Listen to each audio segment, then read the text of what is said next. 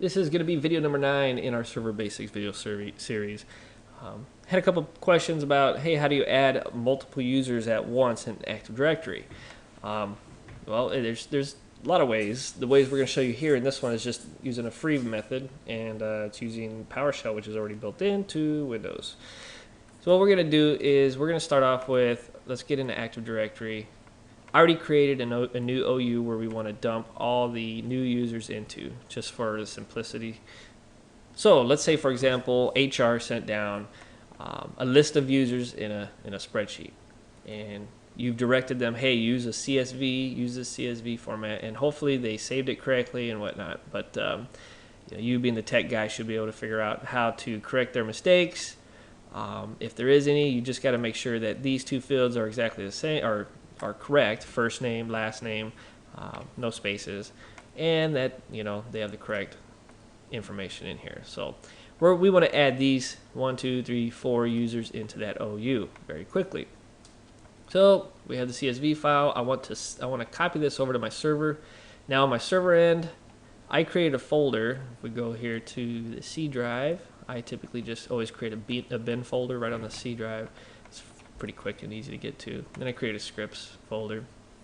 Now under this scripts folder, I have 2 scripts. They're PowerShell scripts. You can tell because of the .ps1 extension. If we open this up, you can see that there's some arrows here. I put these arrows in here because we want to change these fields. Now I did copy this script from another site out there, and why try to reinvent the wheel if it's already working, it's already out there. Just change it to your environment and just get it working. All right, so I didn't write this myself. Okay, so what we want to do is we need to change, let's change this one first of all. Now what we need to do is find out what ours is. Yeah, we can type it in here. We know that this is southtown.internal for mine, and but it's not just in that location. That would mean I want to dump all the users right here. We want to dig down to the domain users and the super cool OU. Now we could type it in there, or I'm going to show you an easier way to find this information. Now if we right click on the OU that we want to use and we go to properties, you see we only have 3 tabs. So we're going to go up here to view, going to go to advanced features, and we're going to, you see it added some more folders and OUs here. But go to Southtown, we're going to go to domain users, we're going to go to super cool. Okay, so here's the folder. If we right click on it and go to properties again, you're going to see there's more than 3. We're interested in the attribute editor. Now the way to find out what needs to go here, and this works for me, I'm just going to highlight that and delete it real quick because I want to go over here.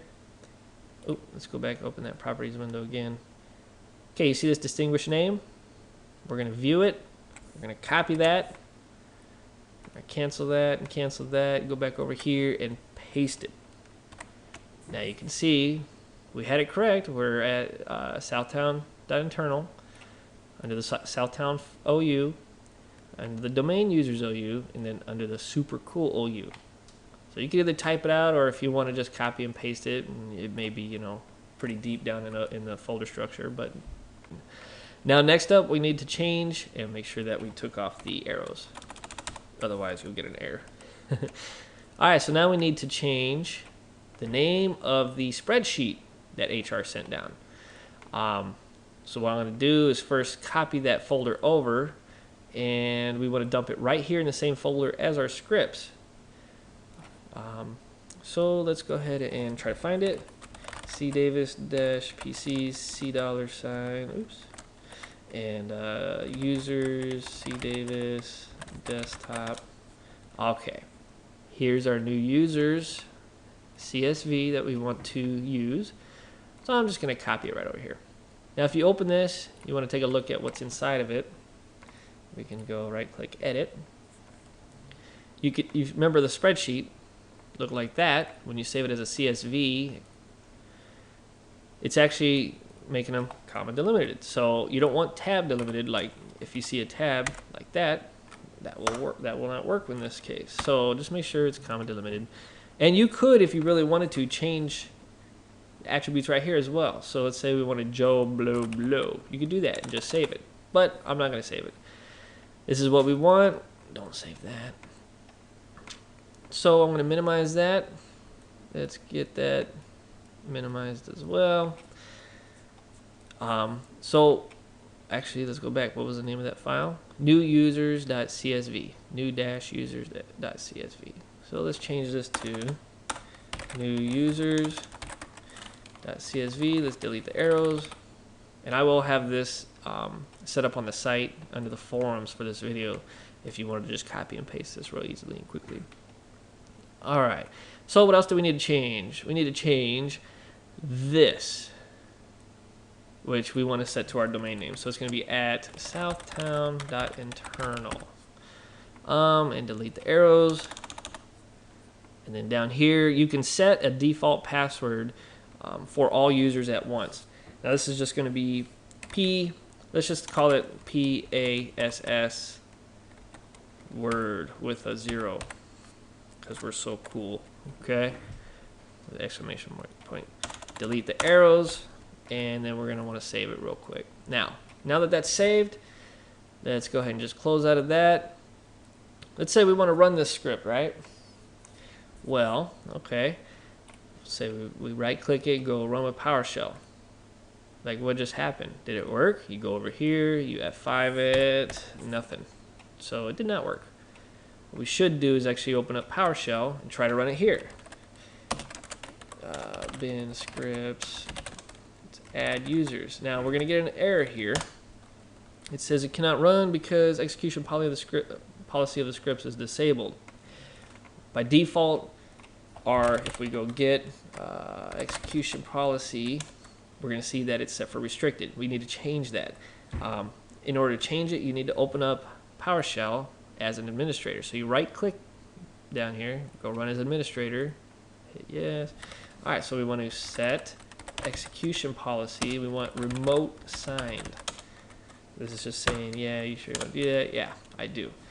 So now if we go back over here and we try to run it again, you're going to see we're going to get another error. It's a bunch of errors. And the reason we're getting these errors is because we need to actually run this script under the administrator PowerShell session, which is right here. So let's go cdc bin scripts, look at it, add users.